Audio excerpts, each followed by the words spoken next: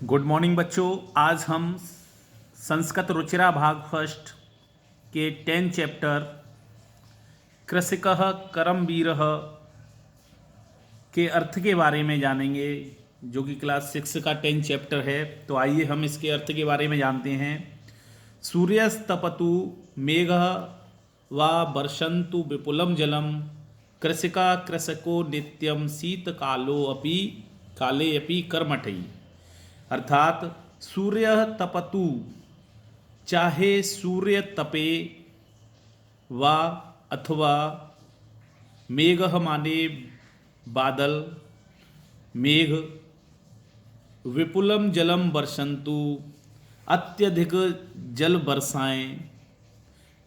चाहे तो सूर्य तपे और चाहे बादल अत्यधिक बहुत जल बरसाएं, लेकिन कृषका कृषकौ नित्यम शीतकालो अपि कर्मठि। लेकिन कृषक किसान और उसकी पत्नी दोनों कृषको नित्यम शीतकालो अपि, नित्यम माने हमेशा, शीतकालो अपि सर्दी में भी, कर्मठई कार्य करते रहते हैं। चाहे सूर्य तपे, चाहे मेघ अत्यधिक वर्षा वर्षाएं, लेकिन जो कृषक है और उसकी पत्नी वह तो हमेशा कृषि के कार्यों में ही लगे रहते हैं।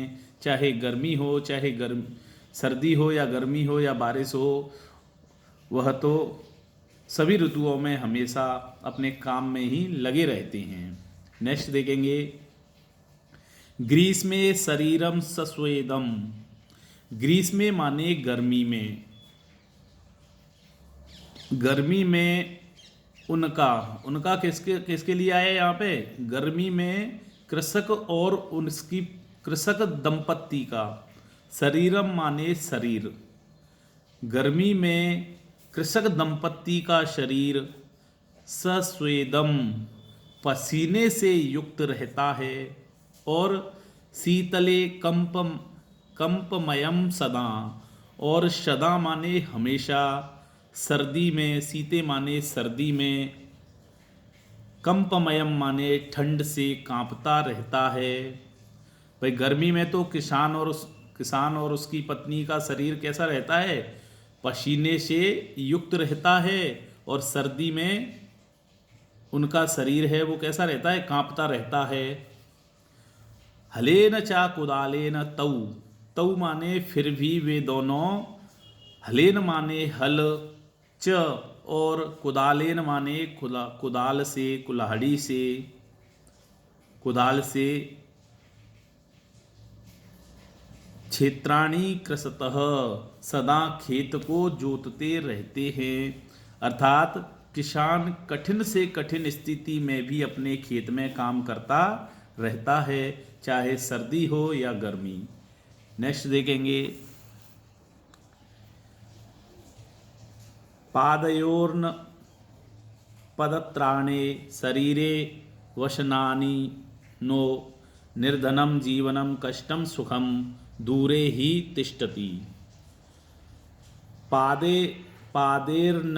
पादेयोर्न पदत्राणे, पैरों में जूते नहीं हैं, और शरीरे व्यसनानी नो, और शरीर पर व्यसनानी माने कपड़े नहीं हैं। ना तो उस किसान दंपत्ति के शरीर पर क्या हैं? पैरों में जूते हैं, और ना ही उनके शरीर पर क्या हैं? कपड़े हैं। निर्धनम जीवनम कष्टम सुखम दूरे ही तिष्ठति। किसान का जीवन तो जीवनम माने जीवन, निर्धन और कष्टमय, कष्टम माने कष्टमय है। सुखम दूरे ही तिष्ठति, सुख तो उनसे दूर ही, तिष्ठति माने रहता है। किसान से सुख तो कैसा रहता है? दूर ही रहता है। उसका जीवन तो हमेशा कष्टों में ही व्यतीत हो जाता है। नेक्स्ट देखेंगे कि ग्रहम जीर्णम ना वर्षतु वृष्टिम वारयतु क्षमम तथापि कर्मवीरत्व कृषिकाणाम न नाश्यति। इसका अर्थ देखेंगे कि गृहम जीर्णम नाम, किसान का जो घर पुराना होने के कारण, जो किसान का जो घर है, गृहम जीर्णम न, किसान का घर पुराना होने के कारण, वर्षासु,